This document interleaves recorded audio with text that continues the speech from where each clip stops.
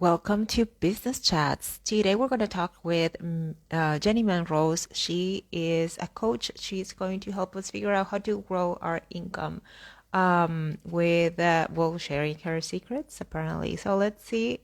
All right. So, There you are. hello. It's a Yay! little delayed. I don't know if it's my where. I can hear you. Okay, good. Oh, okay. Now I can hear you again. Hi, how are you? I'm good, thank you. How are you? I'm great. Thank you so much for joining me. I'm so excited about Yes, this. me too. I am as So well. can you please share with everyone who you are and what your specialty is? Yes, of course. My name is Jenny Melrose. I am a business coach that works with online business owners that are trying to grow their presence with content and marketing so that they can be found easier. So basically, I need you in my life. I'm here. That's what you're saying to me. That's amazing. So I was checking on your website, and you have some very interesting. Uh, I don't know. I don't even know how to call it. You have these lines that say, "Learn how to grow your income with proven techniques and the latest strategies," and you're like, "Game on! Let's do this." I love all the content that you have on your website. So can you tell us how exactly someone that has been maybe in business for about 2 years, three, doing everything themselves, how can they improve that strategy Yeah, so online? I would say like the biggest thing when it comes to coming online, especially like if you have a brick and mortar, if you have services, if you have digital products, it's really understanding who your audience is Hmm. so that you can create content that is going to attract your ideal audience. And I think one of the things that we see people first start on is they start on social, right? They go to Instagram or TikTok or even potentially Facebook. And they try to start there, which is great. It's a good spot to start. It's easy, it's free, there's no cost to do it. But if you are strictly doing your marketing efforts on social, you are Hmm. missing out on the potential of being able to actually continue to have those people. Social is very short. It is you either get their attention right in the very beginning and it does well, or it dies and you never see those people again. So with that in mind, you want to be growing your email list. You have to make sure that you are offering them something in exchange in order to be able to stay in contact with them and show them that you can solve their problem either with your product or your service and can be that complete solution for them. So finding a way to grow your email list and continue to create that content that's going to attract your ideal audience is the best place to start and to continue. Okay, so using social media to just get on the first step of getting in touch with people and then bringing them to email. Now, about freebies, because you have to offer something in return for their email address. What are the best type of freebies that you have seen that work really well and really engage people? So you want it to be in line with the product or service that you're going to offer, because if it's not Hmm. in line, they don't understand what the next step is, and you Yeah. want to be able to give them a little bit of a win. I would also say, like, so you want to think of it as it being in line and being the very beginning stages of what your product or service, excuse me, is actually going to offer them. Okay. So you can give them a little bit of a win, whether it's from a guide, whether it is a planner, whatever it might be, kind of in line with your business and what you're trying to then get them into, is then where you're going to want to take them so they can have that little bit of a win and then see that I definitely got value out of this free thing. It makes sense for me to pay her to have the complete solution on how to fix this. Okay, amazing. So, for example, a first step would be maybe an audit of their systems, or in my case, their website or their brand. I mean, an audit, depending upon what that's going to consist of, because the Okay. audits can be valued at over thousands of dollars. So if Hmm. you are going to give an audit for free, it needs to be something that isn't going to take a ton of your time, still is going to give them some sort of solution. I would start with, honestly, giving them a guide so they can audit themselves, so that you can have kind of like a checklist that you Hmm. offer to them. Like if they're going to be looking at their blog SEO, give them a checklist of what they are looking for within a blog post to make sure that they're SEO compliant and are actually going to attract those right people because they've done the keyword research, they've used the headers, they've made sure that the keyword is throughout their content. Giving them something like a checklist might be a better first step, because if an Mhm. audit is something that's highly valuable and something you should be charging for.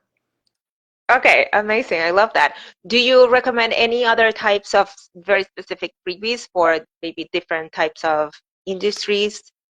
Yes. So give me an industry and of Um, someone that you know that's in your audience. for example, a fitness Okay. coach. Perfect.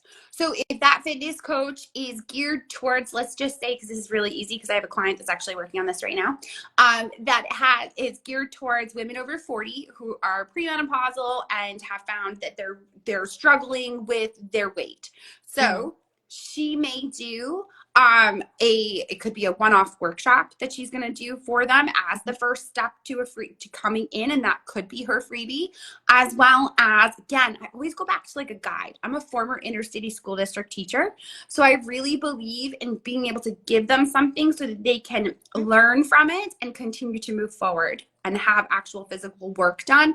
So the guide might consist of 5 daily habits that they need to be doing. They need to be getting their water in, and maybe they need to be being grateful as part of what it is that they have to like gear towards. So you're going to give them space to be able to write down what they're grateful for. So it's kind of like a workbook version of it.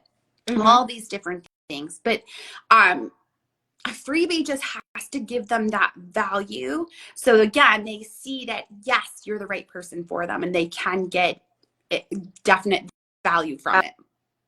Amazing. I love that. So after we get all of these people on the email list, what is the following step? So if you have something to sell and to offer them, I would let them know that from the very beginning. I would offer a sales sequence that's going to walk them through what it is, the pain points that they probably have, and what it is that you offer. Then from there, once they've gone through that sales sequence, whether they've bought or they haven't bought, I'm going to continue to engage them. I would recommend you email your list at least once a week, and you're giving Yep. them valuable content. You can send them to a blog post, you can send them to social media, but you're giving them value that is showing that you're the expert that can help them solve their problems. So if they didn't take that step to work with you, then maybe over time they will see that from your content that you are the right person. I personally email my list 3 times a week.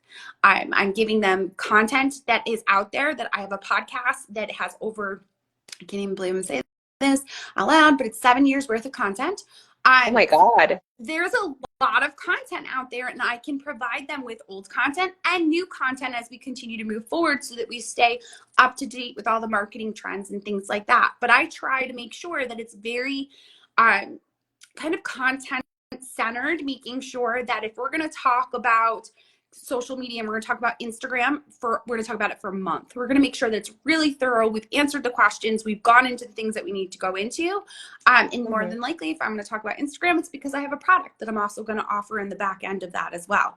Your content should continue to show that you are the expert in whatever it is that you have to offer to them. So when you are putting out content, it shouldn't be random content that isn't connected to your services or your products. It should be things that you actually offer.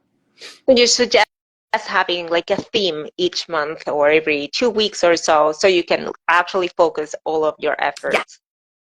So what I actually recommend is that you start with, so funny that you asked this, because this is what we're doing inside my membership right now. We are doing content sprints where we take a look at first our goals for the next 3 months, and we do our goals based on the revenue from 2023. So what product services did you see most revenue coming in from? Where are you going to put your marketing efforts?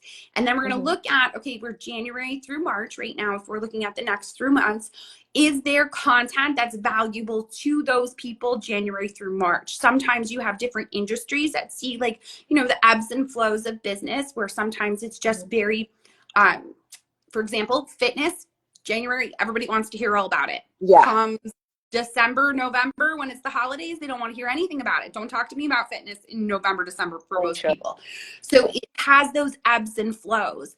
But when you're then looking at your January to March, you want to start to look at what's that content? Who am I gearing it towards? Because a lot of times people will have different people within their audiences. For example, that fitness coach, she may have someone that is over their 40s, but isn't quite to a point where they're ready to take that leap and to put the effort into doing the fitness, doing the workouts every day. Whereas she might be trying to move those people along to get to a point where they are ready and they want to do like personal one-on-one coaching, or they want to do a course that teaches them all the fitness moves. So now you have these two varying audience members that you need to create content for. And you want to think about, okay, if I'm creating content for the person that's already ready to make the fitness and do the things, then that's the content that I want to be answering. So she's going to be asking questions about like, what's the best exercise for cardio? What's low impact on my knees for cardio? So like, that's the type of content that you want to be creating for her, because you then, as that fitness expert doing maybe your course shows them all these different exercises they can be doing, or you offer one-on-one training like that to do it. So yes, to answer your question, I would definitely recommend looking at those blocks of content. It just is easier. And then as you create that content, you can interlink, especially if you're writing blog posts where articles build upon each other and people get caught in that spider web and stay on your site. We want more time on our site. It shows that we're the expert. Exactly. So in case, for example, a marketing agency or a designer, we might have clients that are not designers.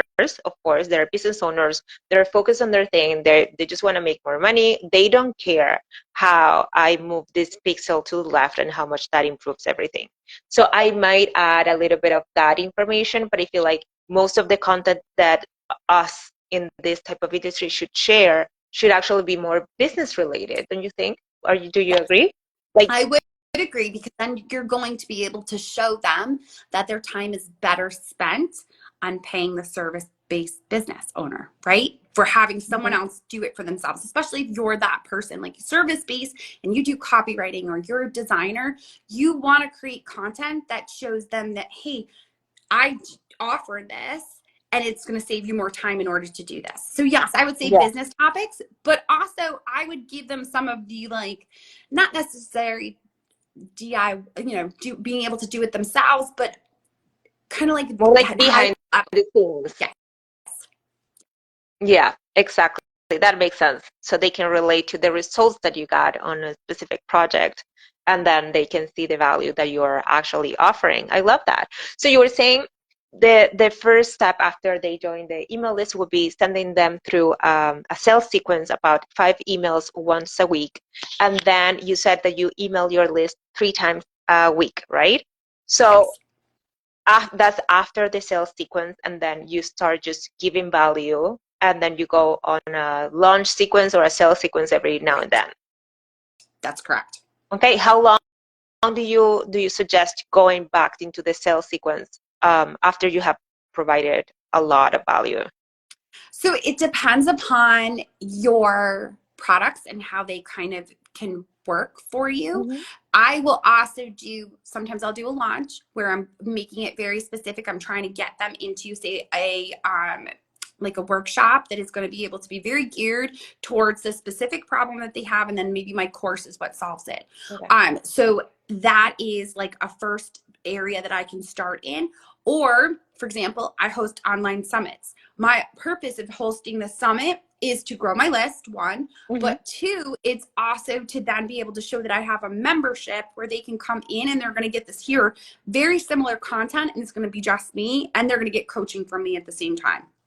So with that in mind, I do a summit twice a year.